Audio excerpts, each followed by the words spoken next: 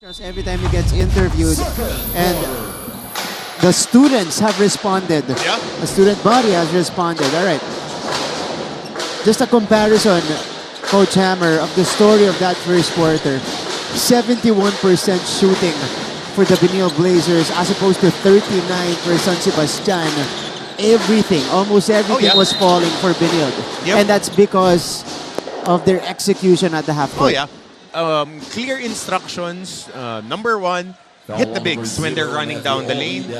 They've been rewarded. Hit the attackers. Yeah. Eusebio and Sanchez on the start, they were able to get to the line. They were able to make the baskets and then knock down your shots. Yeah. Outside shooters were open when the attackers and the big guy nabusog na. So, ganun naman yun eh. So, kita mo yung kalat ng puntos nila. Yeah. The attackers had, Liwag had 8 points on the attackers and then 12 points of the shooters, free throws. Yeah. So, alam mo na, ito pala yung game plan nila. They know where the points should come from. Exactly. Coach Kasi Hammer? nakita mo yung dating ng mga atake nila eh. So, una, tapos pagka-transition, dali natin sa mga transition natin na guys. And then, outside shots. Kasi bubuka na eh. Oo. Parang ano, no? Business as usual. Oh, ito. Yeah. Let's check off, things on the list. And Inot Liwag leading the way for Benilde with 8 points apiece. For San Sebastian, it's Raymart Escobedo with 13 points. Paul Turco, nakagawan. And this is the game plan of San Sebastian against the bigs of Benilde. Crowd them and make them lose control of the basketball. Pero hindi sila makakonvert. Tony Inot is on the move. Turco is fed. Turco puts it up and in. Again, rim running. Para tayong sirang plaka, paulit-ulit, pero dire-diretso lang yan. Parang maling download ng kanta. Yeah. Tumatalon-talon ng same line. Laging ganun lang yung ginagawa nila. Diretso lang, takbo lang sa gitna, makakakuha sila ng bola. And sure hands, ha? Yung mga big man ng Benilde yun, walang nakakabitaw ng bola. Pagkakuha, angat na agad. Correct. Gabat connects from downtown. Ito naman, yung San Sebastian, they won't stop. They don't care how much you lead. They would just keep on going and going. Unang 3 puntos para sa Baste. That's Rex Gabat providing them the goods. Here's Ian Torres. Inot. Turco. Back-to-back baskets for Paul Turco. And a foul this time. Okay, now let's go courtside for the second time in this game. Here is our courtside reporter, Alia Fideliaga.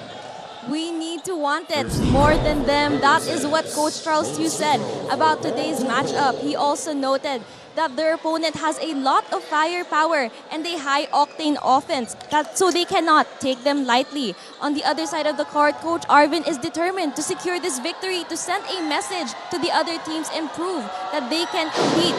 He also shared that they are currently shuffling their lineup so other members of the team will be more confident to step up as they find other contributors.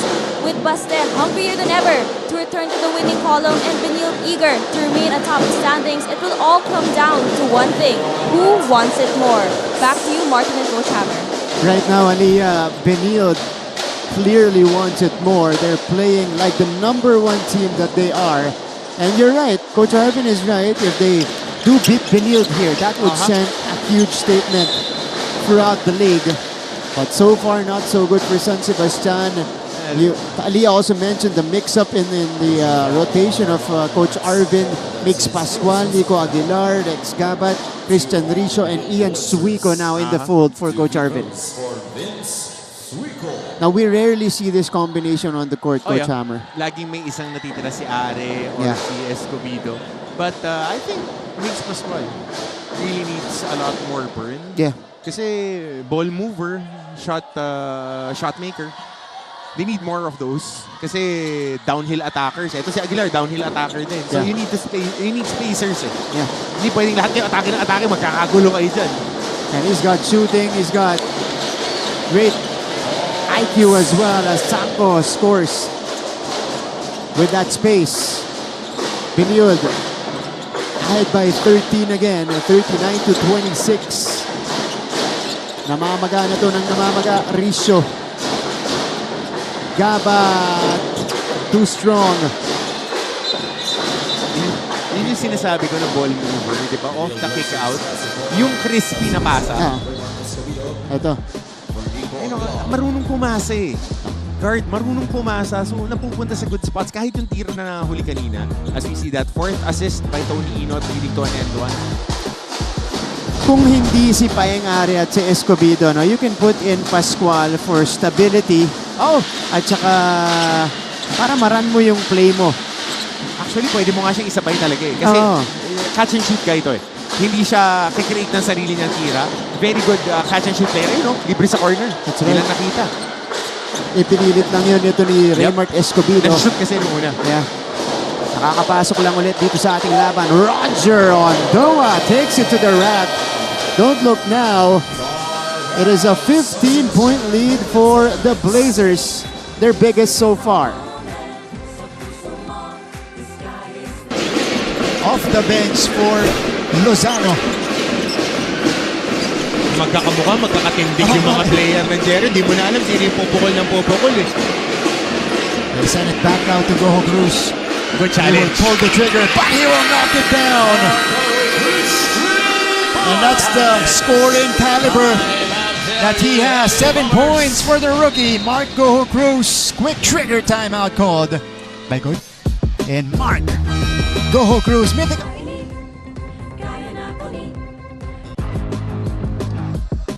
Back to the coverage. Couple of fast break plays for the Blazers. This wasn't a fast break play, but still a basket for Benilde. Ito yung huli. Roger Ondoa blowing by 2 defenders on his way to the cup. And now they create and establish their biggest lead at 15, 41-26. Mart, alam mo, sulit yung gising ko ng maaga. Bakit? Kinikilig ako, diin maglaro ng Benilde tsaka ng San Sebastian. This is now the difference for San Sebastian. Raymart Escobedo is 50% from the field. The rest of the team is just 4 out of 15. Below 13 40. points. Kalahati ng puntos ng San Sebastian so far galing lang kay Raymart. Dapat! Wala pa rin, coach. Top yung tira, may kamay. Nandun. Inot scoops to the hoop. And there is now a 17-point lead. Yeah, full head of steam para kay Tony Inot, dire-diretso. And I really admire the discipline of the Benilde Blazers. You won't feel that they're leading by 17. There's no let-up. Yeah. There's no let-up. Alam nila that this season is very important to them. So they're sticking to the habits of just maximizing. Uy, magkakampi to dati Same Hindi lang pace nag-abot. sa Red Cups, Paul Turco follows it up. You're right. It's the same pace. It's the same type of effort. Para dito sa Blazers, parang hindi sila abante ng di sinuwede. That's what you want. That's what you want. You want consistent effort all throughout. If you're winning by 19, why not 29? Yeah. Diba? It's a mindset. And I haven't felt it from the Benilde Blazers since they made the finals. Oh, yeah. That squad, ganun yung pakiramdam mo na laging nakatiin. Pero this is different. This is different. Roger Ondoa will swing it to Inot, who now has 10 points. Balik sa labas kay Tony with 8 to shoot. Inot sends it out. Roger Ondoa steps into it. This is a long 2 off the bank for Ondoa.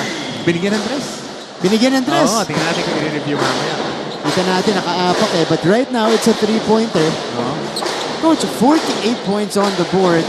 We're just halfway through the second quarter here. And those are shots that were coming off transition and some of their pattern plays. But most of it coming off transition as we see the Tony Inot downhill. You can't stop him by standing up like that. You really need to catch him early. And the big guys are playing big against San Sebastian. Ito muna.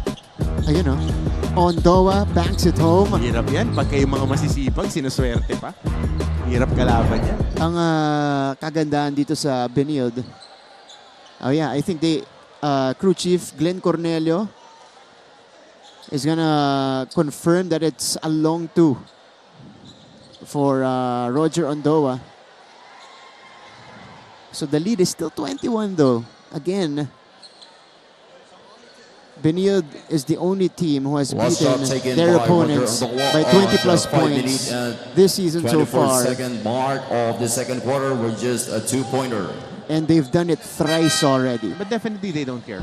Yeah, for sure. Every game is a new game for them. Every possession is a new possession for them. And you can feel it That's why maganda rin yung rotation ni Coach Charles dito, Harke, getting in. I think he's the last guy na hindi pa nagagamit off that bench. Yeah. At si Serrano pa. Oh, may Edson pa. But again, this squad is a hungry squad.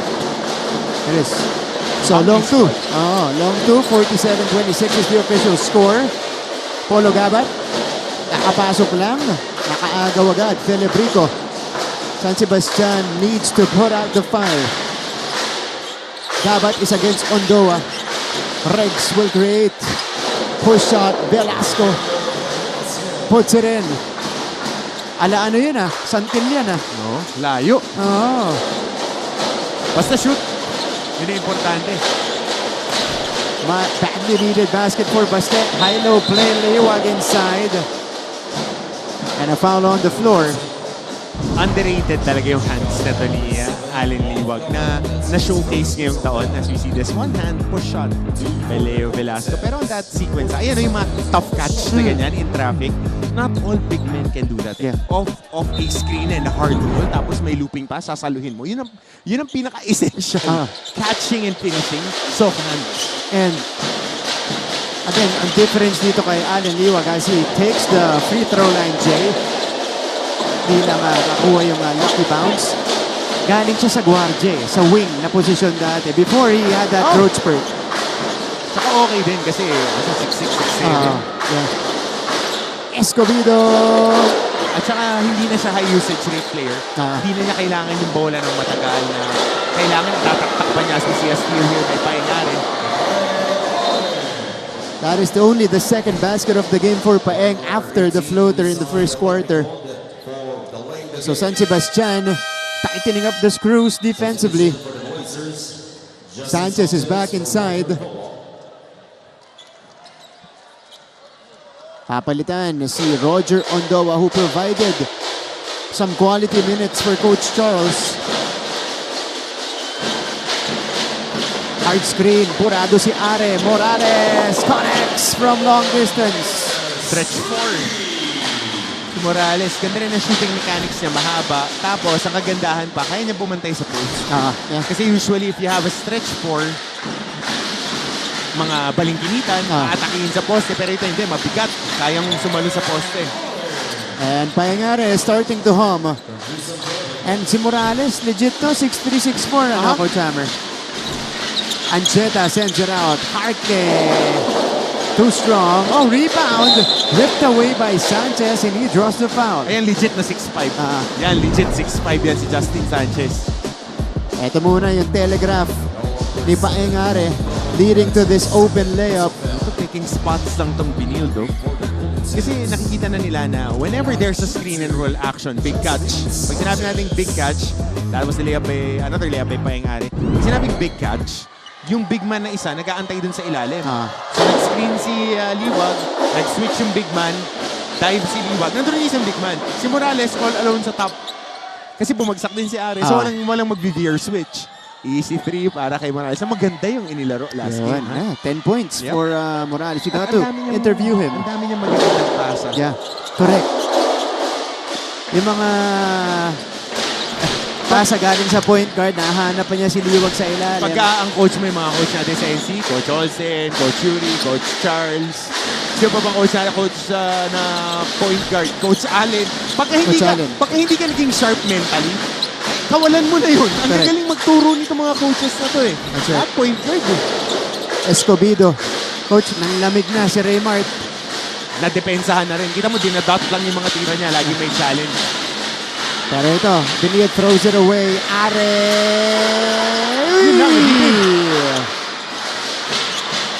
Ancheta sends it out. Morales all day makes them pay.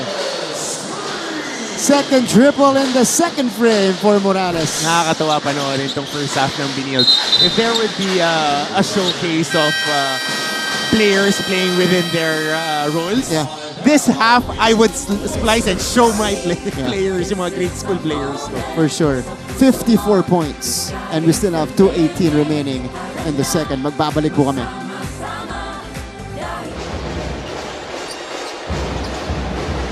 Almost a steal. Actually, he Completed. completes the steal. Paeng Are, bumitin sa ere. Paeng Are. Wow! And one. May deflection dito mula kay Are. Kondisyon na habol. Buhat bantay. Hang time.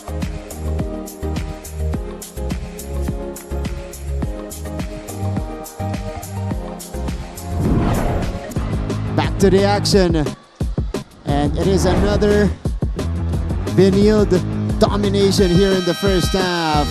John Morales off the bench contributing a couple of three-pointers here, giving them more cushion. Cutie cam muna tayo. Siyempre nandito yung mga students natin from both schools. O, diba? We also have cuties on a Tuesday. Thank you so much for spending the 1st of October with us. Ayan o. 1st of October. Gising na yung mga nagpagising ng September. Kalusot mo na na. Gising na ulit. Home stretch na daw ng taon. Kanina lang, kagigising lang. Nakagising lang.